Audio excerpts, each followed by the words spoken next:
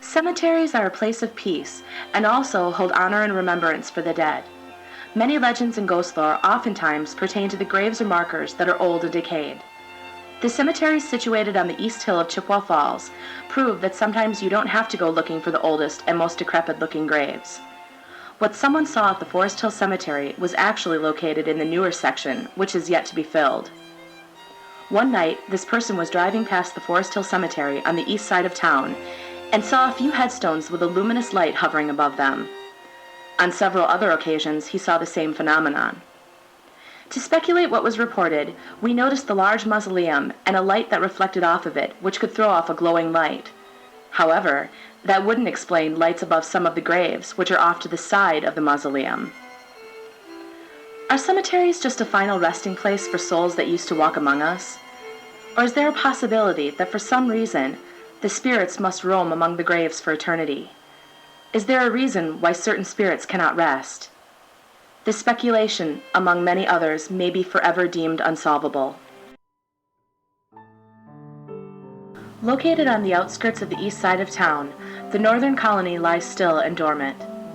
It was once a home for the mentally disabled and housed approximately 650 residents at one point in time. The haunting experiments do not report this place to be haunted, as we have never heard any stories stating so. Due to the fact it housed many people who lived out their lives and died there, we think there could very well be a possibility there is some sort of activity, though. The original name for this center was the Home for the Feeble-Minded. It was built around the year 1896, and it first housed over 200 children. These buildings sit on 671 acres of land in Chippewa County. Currently, there is one small building which houses some residents. The rest were taken to group and nursing homes. It is sad to see all but one of these buildings empty now, just sitting, waiting to be filled, or worst case scenario, torn down.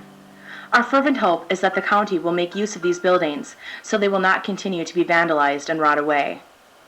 To walk among the grounds is both intriguing and sad. Remnants of history are so overwhelming there, and as of right now, we are happy to simply stand by and admire the amazing buildings. Many of the old asylums and tuberculosis centers have either been leveled or put to other use. It is truly amazing to see this particular place in its original form. If your curiosity is piqued, go check the northern colony out for yourself.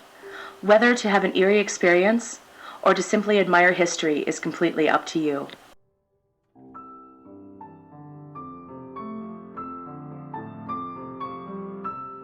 There are so many reportedly haunted locations that we have literally just skimmed the surface.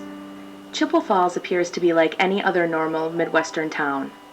Truth be told, that may be where the story ends here. For paranormal investigators and legend trippers, this area encompasses more than just the norm. Whether it is local attractions, history, or something thrilling like ghost lore, this town keeps drawing individuals there. Like many people, I never thought twice about the Mason Shoe Factory being haunted. You just have to dig deeper and sometimes be surprised at the stories that can be uncovered. I would like to end our tour with a poem entitled "The Ghost of a Flower." It is by an anonymous poet and reads, "You're what?" asked the common or garden spook of a stranger at midnight's hour, and the shade replied with a graceful glide, "Why, I'm the ghost of a flower." "The ghost of a flower," said the old-time spook, "that's a brand new one on me. I never supposed a flower had a ghost, though I've seen the shade of a tree." Things are not always as they seem or appear. At times you may catch a glimpse of something out of the corner of your eye, but how do you know if it's real or your imagination? At times I believe what can appear as something paranormal or supernatural is something as innocent as the shade of a tree, like this poem states. Perhaps there may be just one haunted grave within, say, one of the cemeteries on the East Hill of Chippewa. However, that doesn't mean that there are several or the whole cemetery is haunted. With ghost lore, things expand and are embellished. Don't get the wrong idea here. I'm not saying these legends aren't true, but I'm not saying they are real either.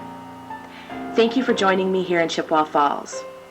I invite you back and hope to hear your own stories someday. Good night and sweet dreams.